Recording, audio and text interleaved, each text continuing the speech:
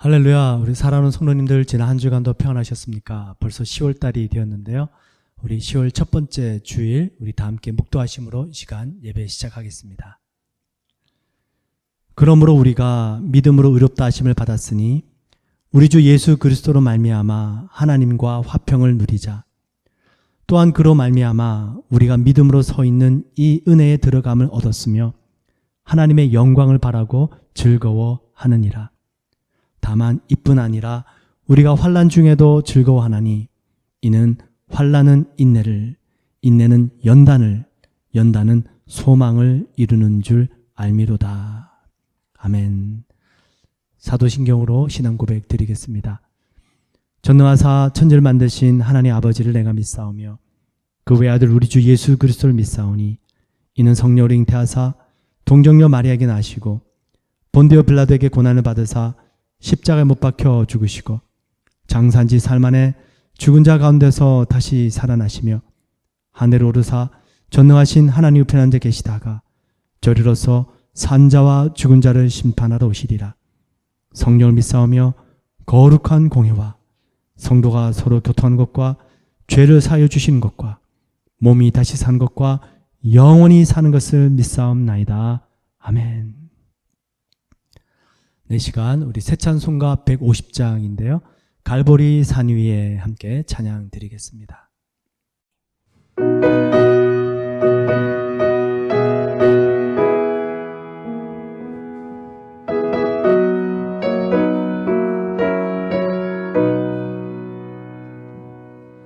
갈보리 산 위에 십자가 섰으니 주가 고난을 당한 표라. 험한 십자가를 내가 사랑함을 주가 보혈을 흘림이라. 죄의 승리를 얻기까지 주의 십자가 사랑하리. 빛나며 유감 받기까지 험한 십자가 붙들겠네. 멸시천대 받은 주의 십자가에 나의 마음이 끌리도다. 귀한 어린 양이 세상 죄를 지고 험한 십자가 지셨도다. 죄의 승리를 얻기까지 주의 십자가 사랑하리. 빛나며 유감 받기까지 험한 십자가 붙들겠네.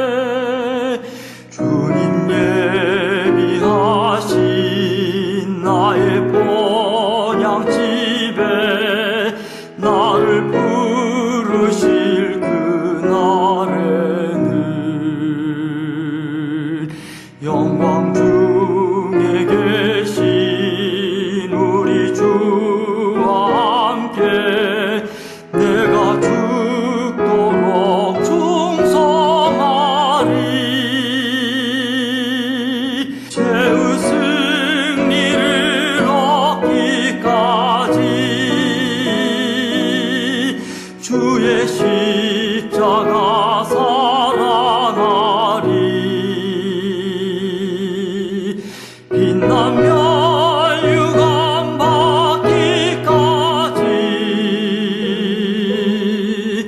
험한 십자가 붙들겠네.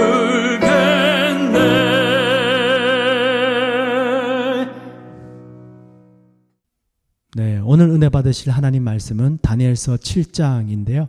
7장 말씀을 꼭 읽어보시고요. 오늘은 다니엘서 7장 15절부터 18절까지만 함께 합독하도록 하겠습니다. 다니엘서 7장 15절부터 18절까지 함께 합독하겠습니다. 나 다니엘이 중심에 근심하여 내 머릿속에 환상이 나를 번민하게 한지라. 내가 그 곁에 모셔 선 자들 중 하나에게 나아가서 이 모든 일의 진상을 물으매 그가 내게 말하여 그 일의 해석을 알려주며 이르되 그 내 큰 짐승은 세상에 일어날 내 왕이라. 지극히 높으신 이의 성도들이 나라를 얻으리니 그 누림이 영원하고 영원하고 영원하리라. 아멘.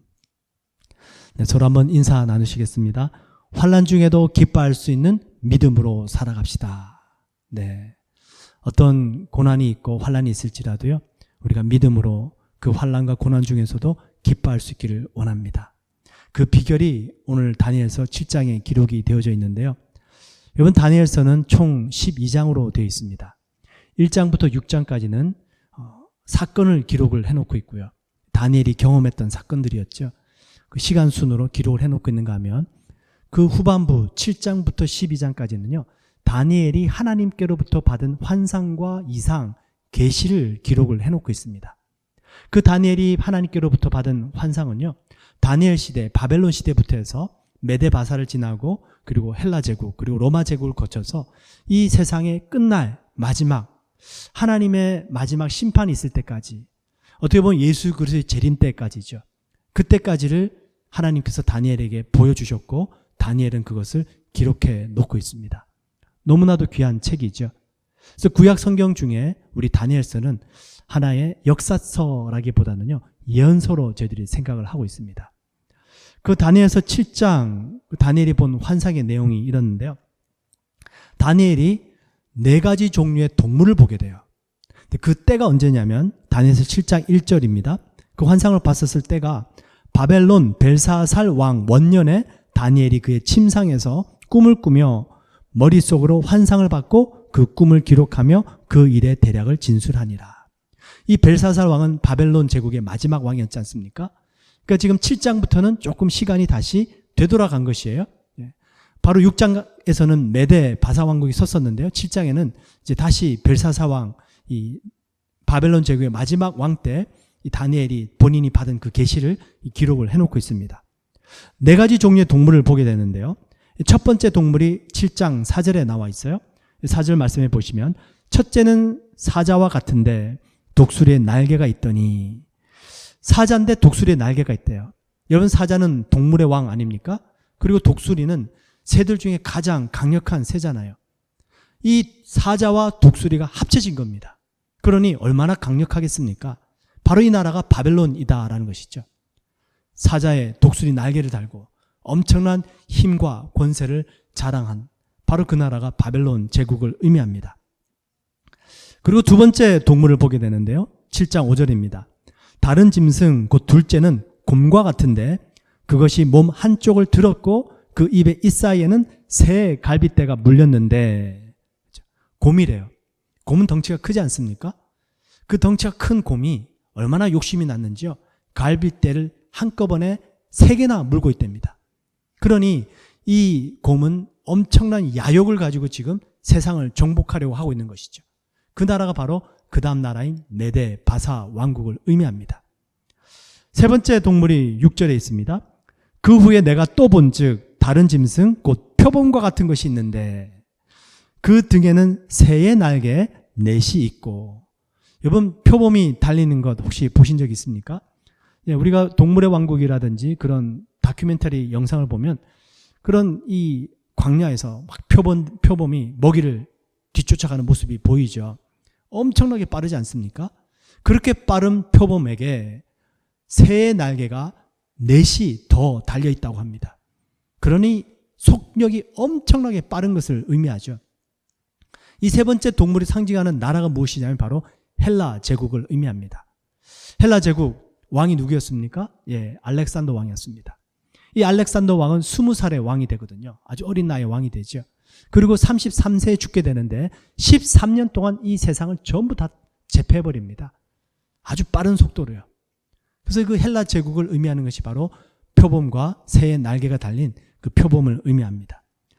마지막 네 번째 동물을 또 다니엘이 보게 되는데요. 이 네 번째 동물은 무슨 동물인지를 알 수 없습니다. 그래서 동물의 이름이 기록이 되어 있지 않아요. 그냥 무섭다라는 표현만 하고 있습니다. 어느 정도로 무섭냐면요. 그 동물의 이가 쇠로 되어 있다고 말씀합니다. 다니엘서 7장 7절이에요. 내가 밤 환상 가운데 그 다음에 본 넷째 짐승은 무섭고 놀라우며 또 매우 강하며 또 쇠로 된 큰 이가 있어서 먹고 부서뜨리고 그 나머지를 발로 밟았으며 엄청난 힘을 가진 무서운 나라인데 이 나라가 바로 로마 제국이죠. 이렇게 네 가지 동물을 다니엘이 다 봤습니다. 그리고 그것으로 끝난 것이 아니고요. 그래서 다니엘서 7장을 계속 한번 잘 읽어가 보시다 보면 다니엘이 마지막으로 본 환상이 있는데요. 그 마지막 환상이 뭐냐면 다니엘서 7장 9절과 10절에 기록되어 있습니다. 이렇게 말씀하시는데요. 내가 보니 왕좌가 놓이고 옛적부터 항상 계신 이가 좌정하셨는데 그의 옷은 희기가 눈 같고 그의 머리털은 깨끗한 양의 털 같고 그의 보좌는 불꽃이요 그의 바퀴는 타오르는 불이며 누가 연상이 되어지십니까? 그렇죠. 우리 주 예수 그리스도가 생각이 되어집니다. 자, 그리고 이렇게 또 기록해요. 불이 강처럼 흘러 그의 앞에서 나오며 그를 섬기는 자는 천천히요 그의 앞에서 모셔선 자는 만민이며 심판을 베푸는데 책들이 펴 놓였더라. 예수님께서 하나님 보좌에 앉으셔서 이 세상 모든 만국을 이 세상 모든 만민을 심판하고 계신다라는 것입니다. 그리고 그 예수님 앞에는 책들이 펴져 있다고 말씀하시는데요. 여러분 성경에 보시면 하나님께는 두 가지 종류의 책이 있다는 것을 알 수 있게 됩니다. 하나는 기념책이고요. 하나는 생명책입니다. 기념책은 우리가 이 땅에 사는 동안에 한 일들을 모두 기록해 놓은 것입니다. 생명책은 하나님의 자녀들의 이름을 기록해 둔 것이 생명책입니다. 말라기 3장 16절에 기념책에 대해서 이렇게 말씀하시는데요. 그때 여호와를 경외하는 자들이 피차에 말하며 여호와께서 분명히 들으시고 여호와를 경외하는 자와 그 이름을 존중히 생각하는 자를 위하여 여호와의 앞에 있는 기념책에 기록하셨느니라. 다른 게 아닙니다, 여러분. 우리가 무슨 일을 하든지 하나님을 경외하고 하나님의 이름을 소중히 여기고 우리가 그 마음을 가지고 살아간 그 모든 일들이 하나님께서는 기억하시고 기록해 두신다 말씀하십니다. 그리고 요한계시록 13장 8절에는 생명책에 대한 말씀이 있는데요. 죽임을 당한 어린 양의 생명책에 참 그 생명책을 묘사하는 형용사가 너무나도 근사합니다. 아주 저희들이 잘 알고 있는 말씀이에요. 그냥 생명책이 아니고요. 죽임을 당한 어린 양의 생명책에 뭘 의미할까요? 예수 그리스도를 믿는 사람들을 의미하죠.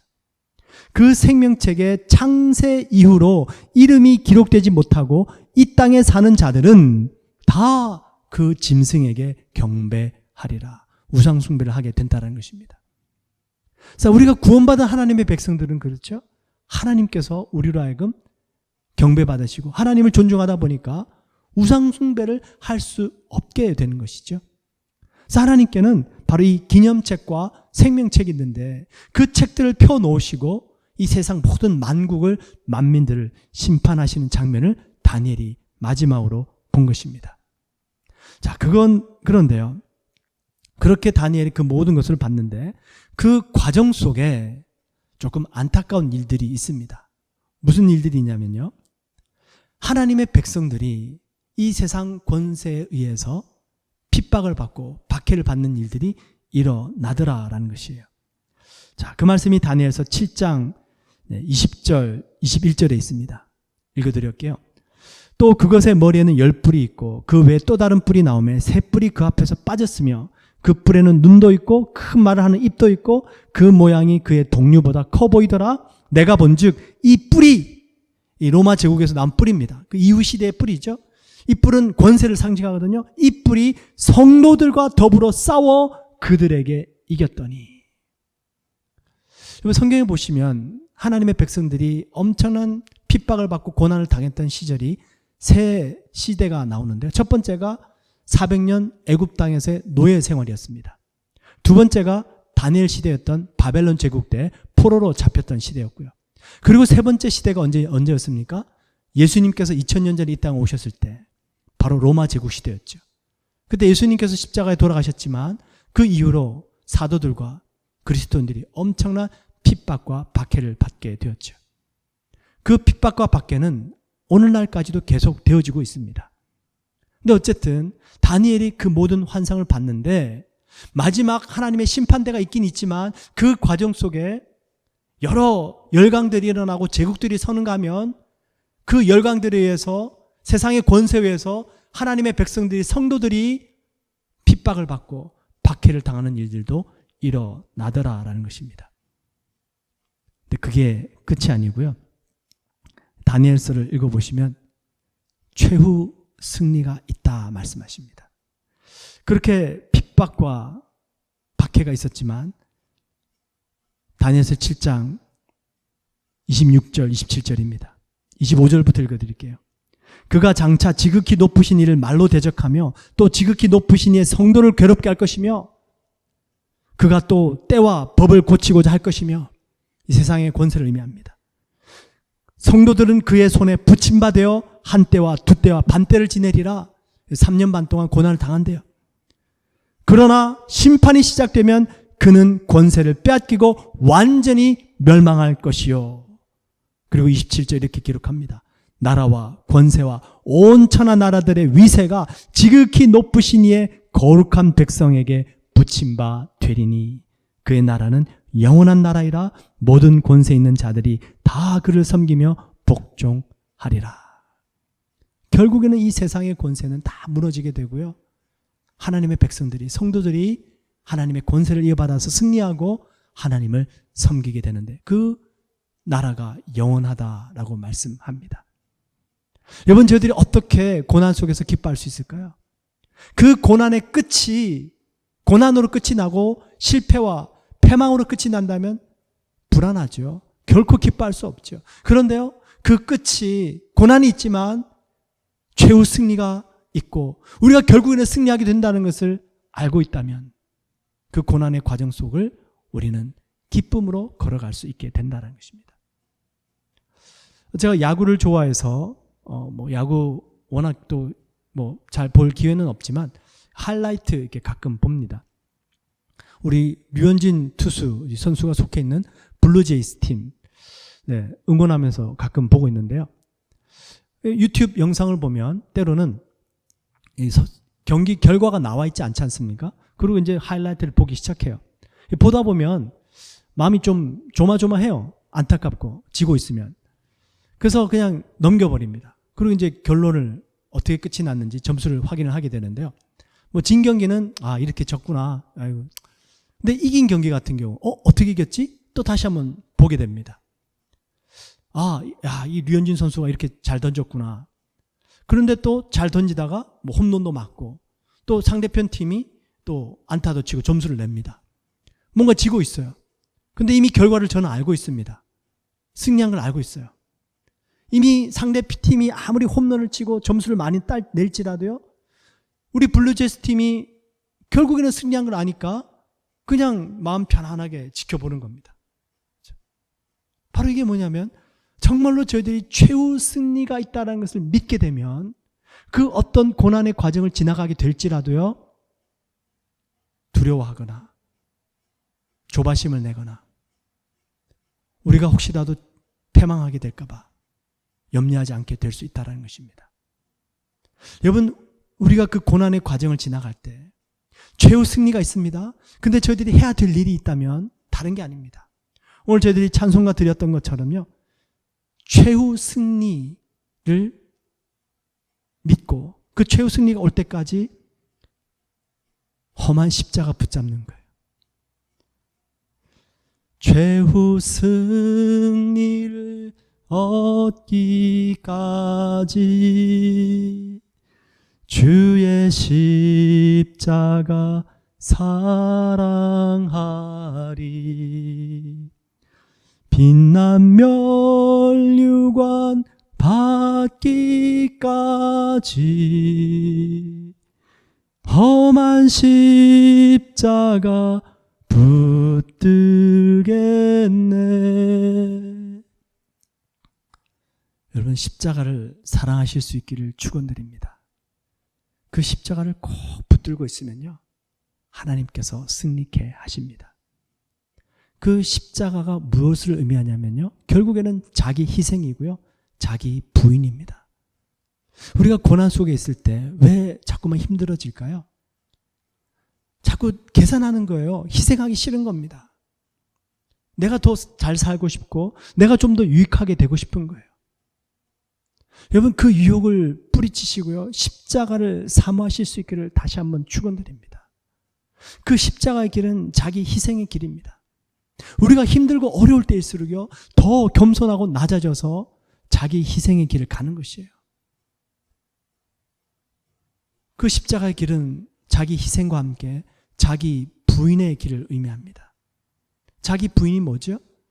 내가 잘했건 못했건 내가 나를 자꾸만 인정하는 것이 아니고요, 오직 예수 그리스도의 십자가의 공로만을 인정해 드리는 것이에요.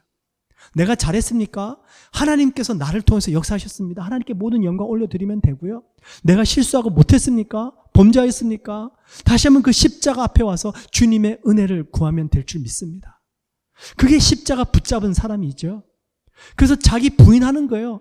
내가 잘한 거 생각하고 내가 얼마나 잘했는데 왜 나를 이렇게 대하냐, 이게 아니고요. 나는 이런 죄인이야, 난 정말 쓸모없어, 자기 정죄에 빠지는 것이 아니고요, 내가 잘했건 못했건 간에 모든 공로를 십자가에 돌려드리고 하나님께 돌려드리는 것입니다. 그게 자기 부인의 길이에요. 자기 부인의 길은 결코 힘든 길이 아니고요, 너무나 좋은 길이에요. 자기 정죄에 빠지지 않습니다. 교만에 빠지지 않을 수 있어요. 나를 의식하지 않은 채 오직 주님만을 의식하면서 살아갈 수 있는 길이 십자가를 붙잡고 자기 부인하며 자기 희생하며 가는 삶입니다. 우리가 우리 자신을 생각할 때에 얼마나 많은 고민에 빠집니까? 조금 잘하면 교만하게 되고 또 못하면 정죄에 빠지고요. 그런 요동치는 인생이 아니라 그 십자가를 사랑하고 십자가를 붙잡고 자기 희생과 자기 부인의 길을 가는 과정 속에 하나님께서 놀랍게 역사하시고 승리케 하시더라라는 것이죠. 여러분, 최후 승리가 있습니다.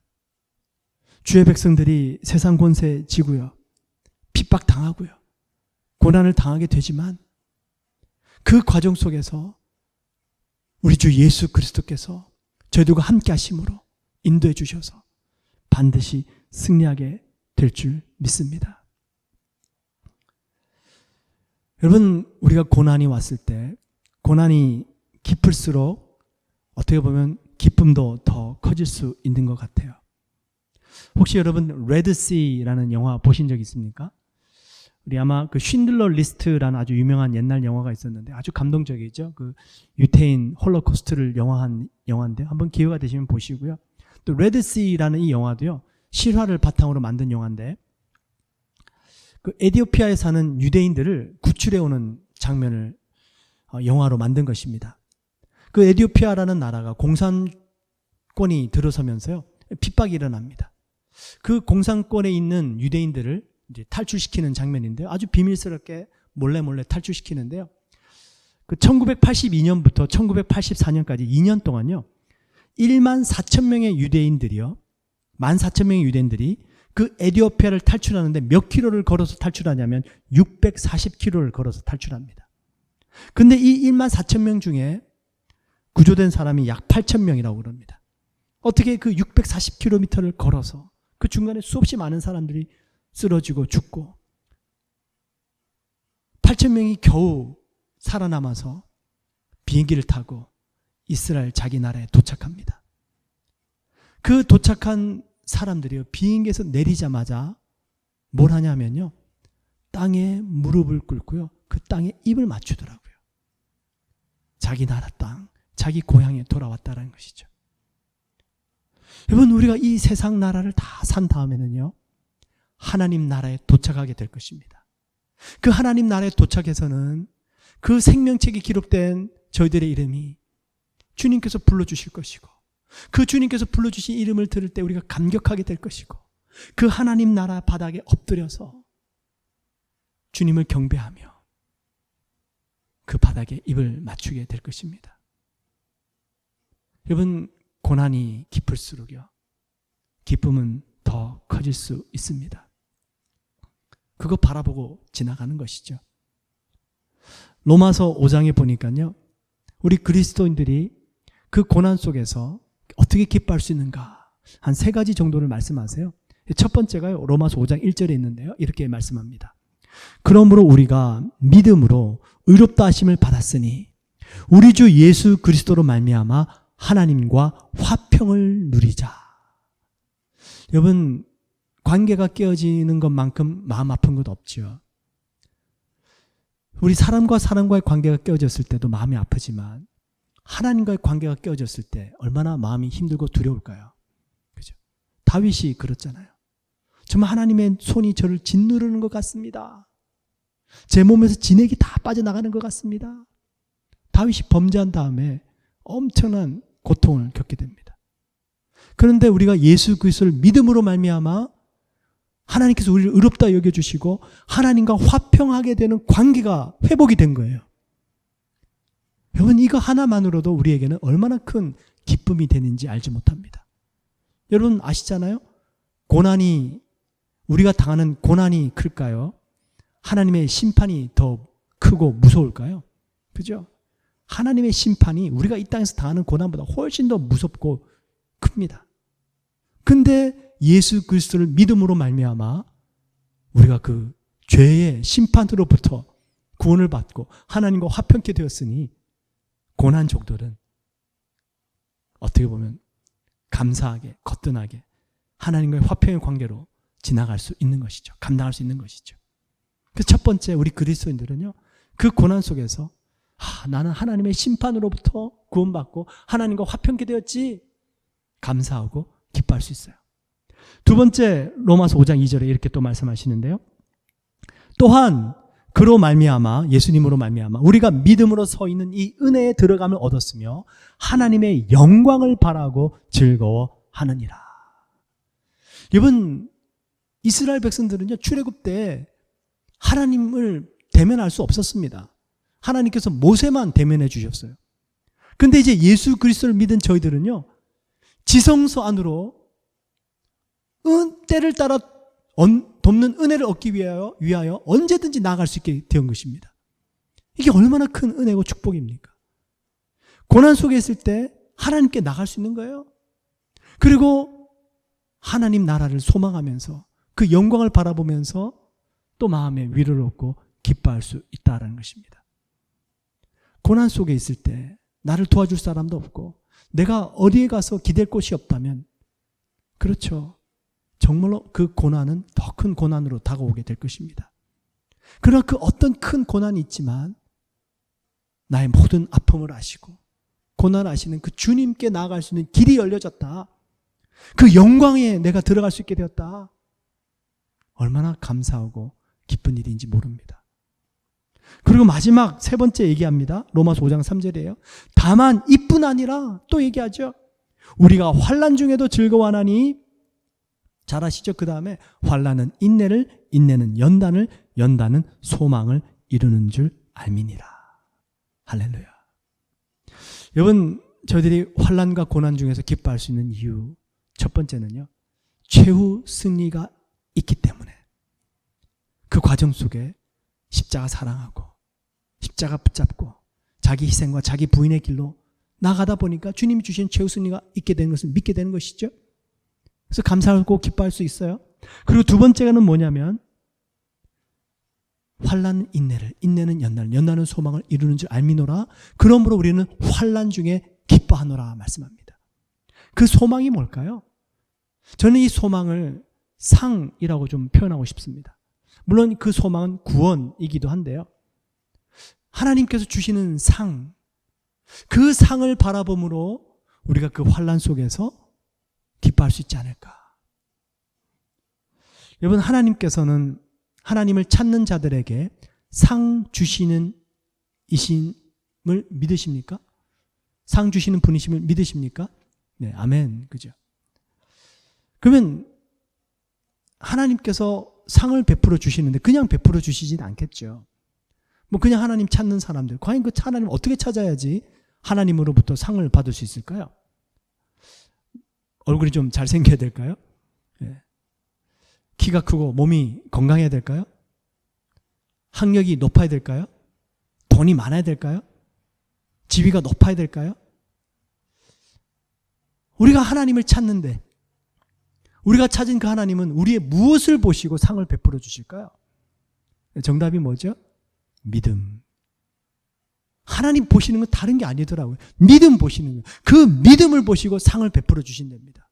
그 말씀이 히브리서 11장 6절에 있지 않습니까? 믿음이 없이는 하나님을 기쁘시게 하지 못하나니 하나님께 나아가는 자는 반드시 그가 계신 곳과 또한 그가 자기를 찾는 자들에게 상 주시는 이심을 믿어야 할지니라. 믿음이 없이는 하나님을 기쁘시게 하지 못하나니 상 주시는 이심을 믿어야 할지니라. 이 생각을 하니까요, 그 환난과 고난이 왔을 때 하나님께서 어떤 상을 주실까를 생각한다면 그 환난과 고난 속에서 하나님께 나의 믿음을 보여드리면 되겠구나. 그렇죠?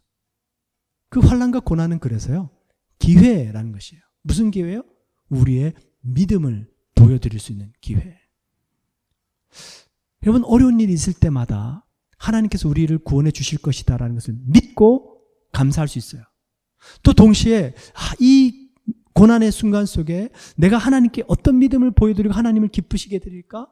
하나님께서 나의 믿음을 보시고 상을 베풀어 주실 텐데, 이 생각을 하니까 또 한번 힘이 나더라고요. 지난주에 이 말씀을 드렸었죠. 우리 말씀을 잘 들으셨던 분은 기억하실 겁니다. 다니엘이 사자굴에 들어가게 되었는데 하나님께 감사 기도를 드렸어요. 어떻게 감사 기도를 드릴 수 있습니까? 이런 상황에 간구하고 하나님께 도움을 구하는 기도를 드려야 되는데 다니엘은 감사 기도를 드렸단 말이에요. 첫 번째 이유가 뭐라고 말씀드렸습니까? 맞아, 5, 60년 전에 나의 친구들이 풀무불 속에 들어갔지. 그 풀무불 속에서 하나님이 그들을 만나주시고 그들이 지켜주셨지. 야, 이제 내 차례구나. 하나님께서 나를 이제 사자굴에서 만나주시겠구나. 감사합니다. 아멘 하셨어요. 두 번째, 어떻게 감사 기도를 드릴 수 있었을까? 내 친구들이 그리 아니하실지라도 라고 기도했었지. 맞아, 나는 이제 지금 나이가 그때 비유해서 너무 많이 들었지. 이제 뭐 70대 후반 80대가 되었는데 그때 우리 친구들은 풀무불 속에 얼마나 한참 젊었고 창창할 때였나. 20대였으니까 하나님께서 구해주실 만하지. 근데 지금은 나는 이제 살 만큼 살아간 것 같은데 어쩌면 나를 구해주지 않으실지도 모르겠구나. 하지만 이제 이 고난을 하나님 앞에 나의 믿음을 보여드릴 기회로 삼겠습니다. 이 귀한 기회를 주셔서 감사합니다. 이 두 번째 말씀을 드렸더니 이 아멘 소리를 글쎄 제가 못 들어서 그런지 잘 안 들렸습니다. 속으로 하셨겠죠. 여러분, 크게 아멘 하실 수 있기를 축원드립니다. 하나님께서 나를 구원해 주실 거야. 귀한 믿음입니다. 그리고 그 소망을 가지고 고난 속에 기뻐할 수 있어요. 또 동시에 하나님께서 이 고난을 통해서 나의 믿음을 보기를 원하시는구나. 야, 상을 받을 정말 좋은 기회다. 이런 기회를 주셔서 너무 감사합니다. 여러분, 하나님께 우리의 믿음을 보여드리시고 하나님이 우리를 기뻐하시고 또 상을 예비하시는 은혜가 있기를 축원드립니다. 저희 이야기를 생각하면 항상 마음이 이렇게 도전이 되는데요. 한 학생의 간증입니다. 피아노를 전공했는지 바이올린을 전공했는지 정확하게 기억은 나지 않는데요. 이 학생이 이제 연주 대회에 출전을 했어요. 예선을 지나서 본선, 결승까지 진출했습니다. 이제 마지막 결승에 자신과 상대편 한 명만 남았어요. 이 학생이 결승에 올라갈 때까지 그 연주가 다 끝난 다음에요. 그 많은 사람들이 박수를 쳐주고 또 주위 가족과 부모님들이 칭찬도 해주고 했는데요. 한 번도 웃질 않아요. 본선을 지나고 예선을 통과하고 본선을 지나고 결승까지 올라오기까지요. 이 학생이 한 번도 이렇게 행복한 표정을 짓질 않습니다. 그리고 이제 마지막 결승이 되었어요. 연주를 다 마치고 이제 결과가 발표했습니다. 안타깝게도 이 학생이 그만 탈락하고 상대편 학생이 우승을 차지했습니다. 근데 이 학생이 그 연주가 끝난 다음에 너무 행복해하는 거예요. 너무 기뻐하는 겁니다. 그래서 이제 부모님이 자녀에게 물었죠. 아이가 연주를 하느라고 시합에 참석하느라고 너무 힘들었나 보다. 이렇게 다 끝나고 나니까 이제서야 편안하게 행복해할 수 있는가 보다. 비록 1등은 놓쳤지만 그래도 수고했다 칭찬해주고 격려해줘야 되겠다. 그래서 부모님들이 학생에게 수고했어. 1등은 못했지만 최선을 다했으니까 괜찮아. 그렇게 격려를 해줬는데요. 이 학생이 부모님께 이렇게 얘기합니다. 엄마 아빠 사실 그게 아니에요. 제가 지난 예선을 지나고 본선을 지나고 결승까지 왔는데 저를 지도해 주신 교수님이 제가 그 예선을 지나고 본선을 지나서 결승까지 올 때까지 자기의 연주에 별로 만족해하지 않더라는 겁니다. 그런데 그 마지막 결승에서 자기가 연주를 마쳤을 때요. 그 자기를 가르쳐 주신 그 교수님이 너무나도 밝게 웃으시면서 잘했다고 두 손을 지켜 세워주고 투 썸즈업 해주고 격려주면서 박수를 제일 크게 쳐주시더래요. 이 학생은 그게 너무 기쁜 겁니다. 비록 1등은 못했지만 자기를 가르쳐 주신 자기 스승이 제일 기뻐하고 자기를 격려해 주니까요. 그게 너무 기쁜 거예요. 여러분, 이 이야기가 무엇을 의미할까요? 저희들은 하나님께 잘 보이고 그 믿음을 하나님 앞에 보여드려야 되는데 우리는 이 믿음의 기준 대신에 다른 세상의 많은 기준들에 맞추면서 살아갑니다. 그리고 세상이 인정해주고 잘해주면 마음을 놓고요. 평안스럽게 생각하고요. 좋아하고요. 근데 하나님의 기준, 믿음의 기준에는 맞춰드리지 않지만 그럼에도 불구하고 우리의 마음에는 세상의 기준이 맞췄으니까 됐다. 괜찮아. 그런 마음들이 너무 큰 저희들의 모습 아닙니까? 근데 이 학생의 간증이 저희들에게 얼마나 큰 교훈을 주는지 모릅니다. 비록 1등은 놓치고 다른 사람들로부터 인정은 받지 못했지만 자기를 지도해준 그 교수로부터 인정받고 칭찬받으니까 1등 안 해도 괜찮은 거예요. 아쉽지만 교수님이 자기를 인정해 줬다는 거예요. 여러분, 하나님이 우리를 인정해 주시면 우리가 세상에 인정을 받지 못할지라도 괜찮지 않을까요? 그 하나님이 우리를 인정해 주시고 상을 주시는 그 비결이 뭐라고요? 믿음. 이번 코로나 사태로 많은 변화가 일어났는데요. 그 중에 저희들이 이 시대 정말 조심하게 바라봐야 될 것이 뭐냐면 이 정부라는 이 나라의 권세입니다. 이 코로나 사태 때문에 물론 방역 수칙을 잘 지켜야 되겠죠. 근데 이 방역이라는 이름 하에 이 정부의 권세가 점점 더 강화되어져 가고 있습니다. 저희들이 잘 봐야 됩니다. 저희들이 방역 수칙 잘 지키고 또 이 세상에 다스림이 있다면 나름대로 순복하면서 따라가야 되겠지만 저희들이 거기에 기준에만 맞추면서 살아가기에는 하나님의 기준이 다를 수 있다라는 것이거든요. 믿음의 기준이 분명히 서 있어야 할 때입니다. 한국에 SK 와이번즈라는 야구팀이 있어요. 또 야구 얘기를 하게 되는데요. 이 SK 야구팀이요, 2018년도에 8년 만에 우승을 하게 됩니다.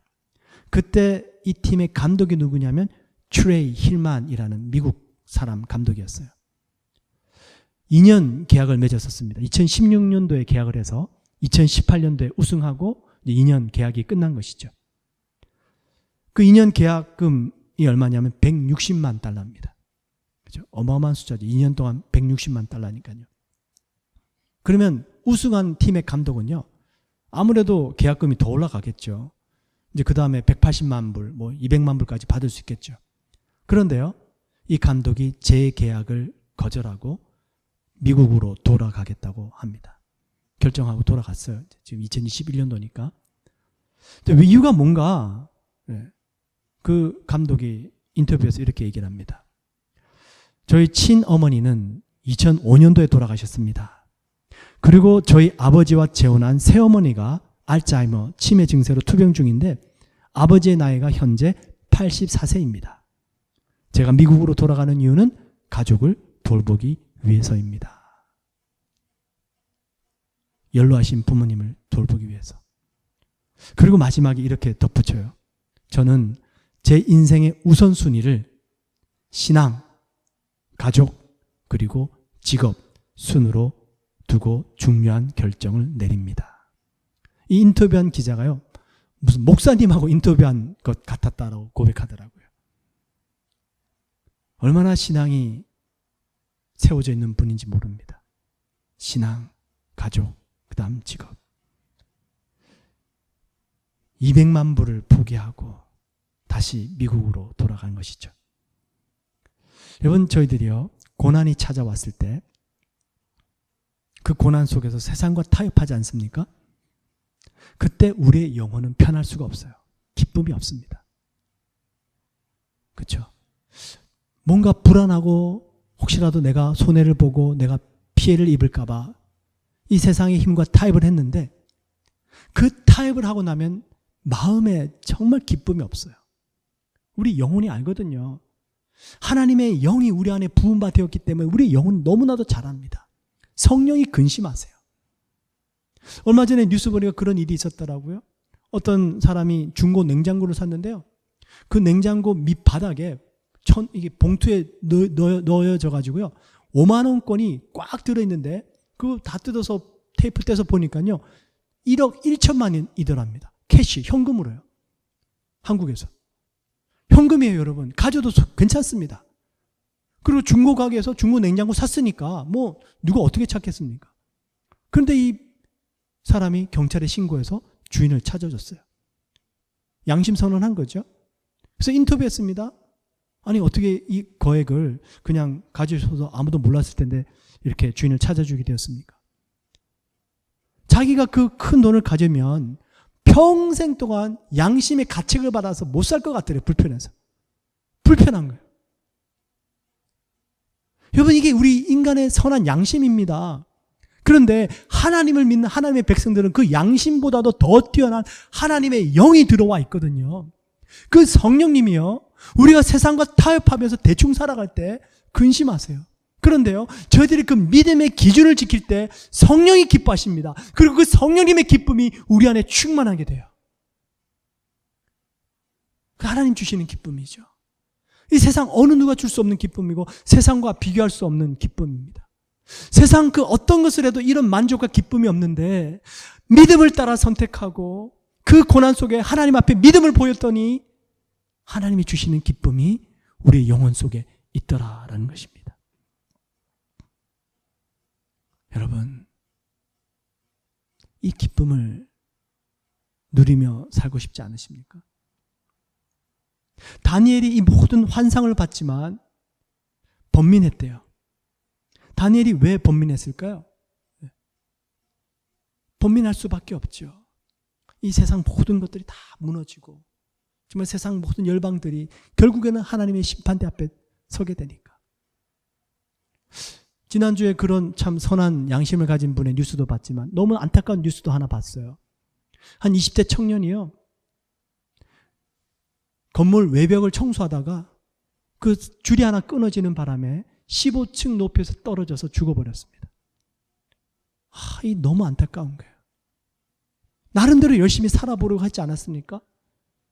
근데 어떻게 그 줄이 끊어지냐고요. 자기가 실수한 것도 아닌데 너무 안타깝습니다. 그렇게 한번 최선을 다해서 삶을 살아보려고 했던 청년이 비극적인 결말을 맞게 된 것이죠. 다니엘이 하나님께서 보여주신 그 놀라운 환상을 봤습니다. 앞으로 미래에 일어날 일 다 봤어요. 이 인간의 사람들이 그렇게 열심히 살아가고 뭔가 세상에서 권력도 쥐고 뭔가 최고의 모습으로 살아가는데 결국에는 하나님 앞에서 다 무너지더라는 것입니다. 너무 두렵고 놀랍고 번민하게 되는 것이죠. 이 번민은 다니엘은요, 그래서 뭘 의미하냐면요, 야, 그렇구나. 이 세상에서는 정말 참된 기쁨을 얻을 수 있기는 힘들겠구나. 영원하지 않구나.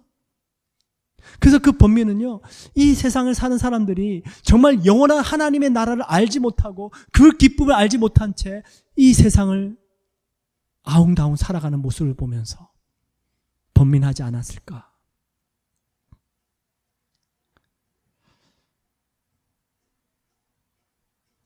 성경을 읽어보니까요, 세 종류의 고난이 있더라고요.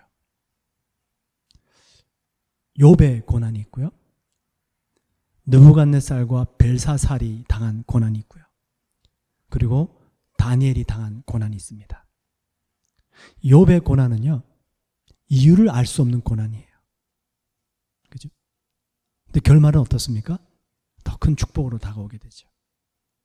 근데 느부갓네살 왕, 벨사살 왕, 세상에서 최고의 부귀 영화를 누렸던 사람들입니다. 근데 결말은 어떻게 되죠? 네, 아주 비참하게 끝이 납니다. 다니엘, 형통한 삶을 살았지만 믿음을 지키기 위해서 고난을 당한 인물입니다. 그러니까 이 욥과 다니엘, 이 두 사람의 고난의 삶 속에서 공통점이 있는데, 그게 뭐냐면 욥도 그랬고 다니엘도 그렇고 그들의 고난 속에서 하나님께 믿음을 보여드렸다는 것입니다. 그랬더니 하나님께서 더 큰 축복을 주시고 다니엘을 형통한 삶으로 인도하시죠.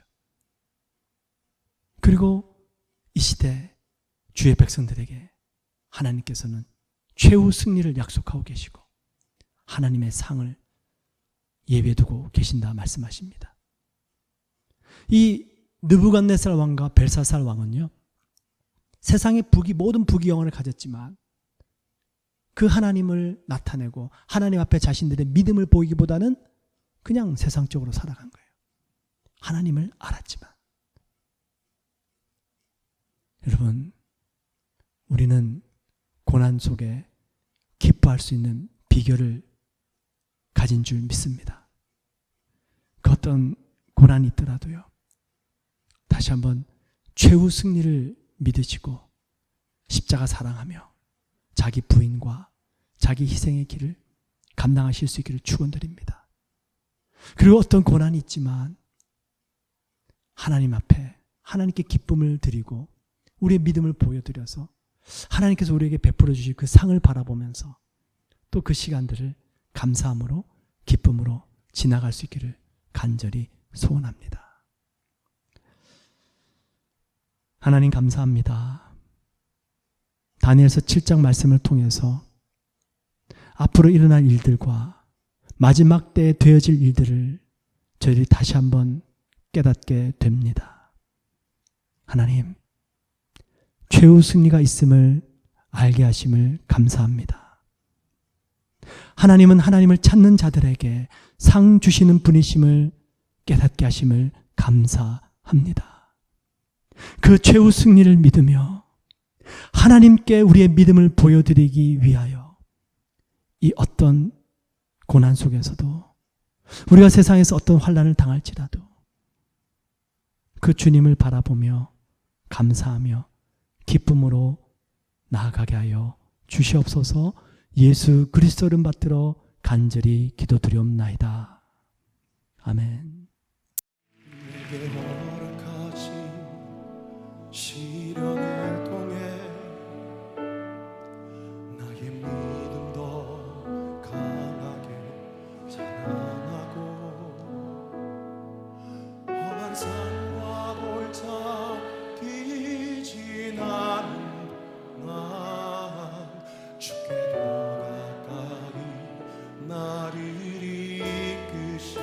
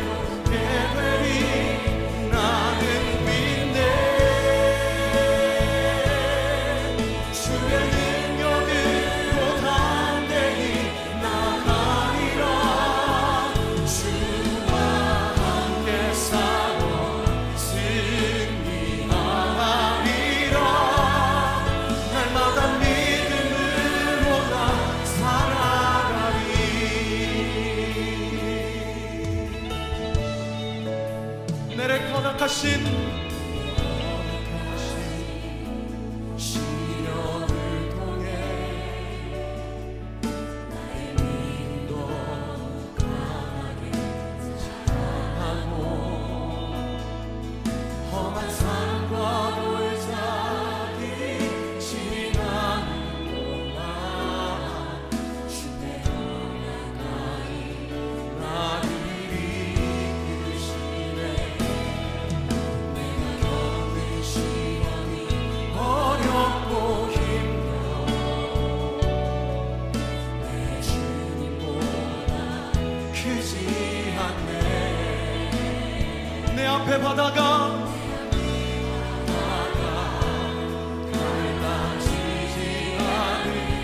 우리 주님께서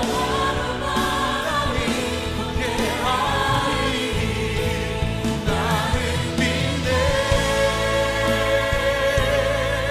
주의 능력으로 세상 새롭게 되리 나는 믿네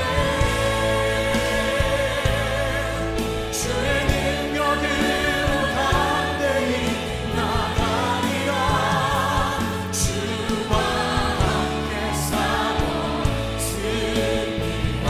승리하리라 날마다 믿음으로 나는 믿네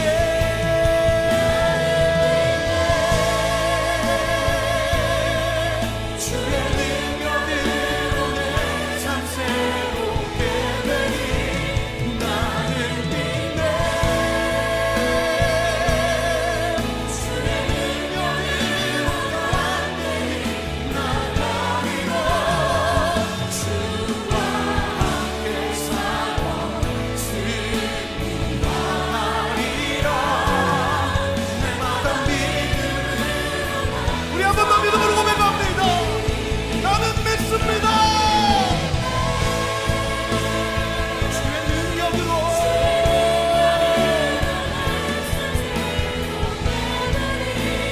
나는 믿네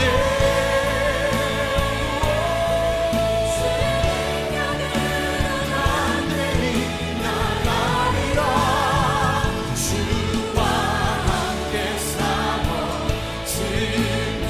승리하리라 날마다 믿음으로 우리 그 자리에서 일어나셨어요 어린 양 찬양하네 어린 양 찬양하니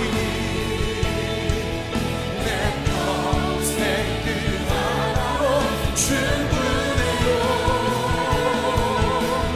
어린 양 찬양하니 내가 주의 임재 우리 두 손을 주님 앞에 높이 들고 어린 양 찬양하니 내 평생에 하나로 충분해요 어린 양 찬양하니 내가 주의 임재 한 번 더 믿음으로 고백합시다 어린 양 찬양하니 하나로 충분해요 어린 양 찬양하니 내가 주의 임재 안에서 우리 여러분의 목소리로 어린 양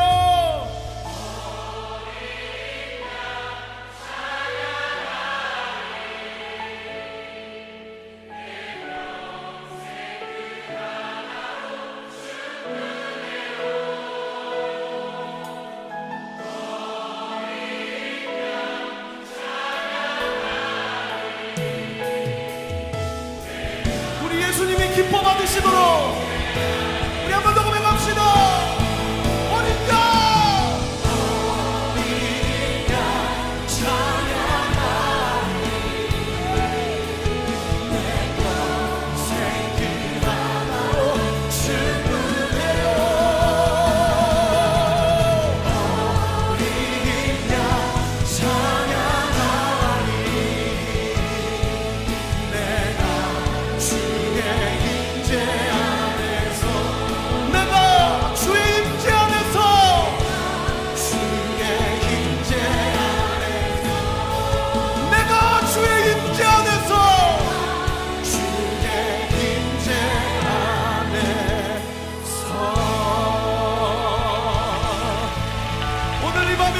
주의 임재 가운데 들어가기를 원합니다.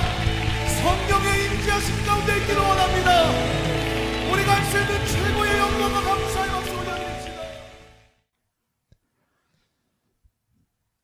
이제는 우리 주 예수 그리스도의 무한하신 은혜와 우리 하나님 아버지의 극진하신 사랑하심과 성령님의 내주하시고 교통하시고 충만케 하시는 귀한 역사가 우리 모든 성도님들의 삶과 가정과 행사 위에 이제부터 영원토록 넘치시기를 간절히 축원드리옵나이다. 아멘.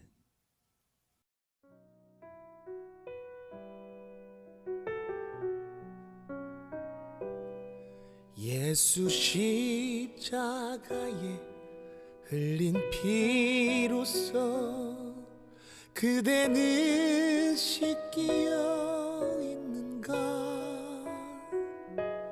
더러운 죄 이게 하는 능력을 그대는 참으지 않은가.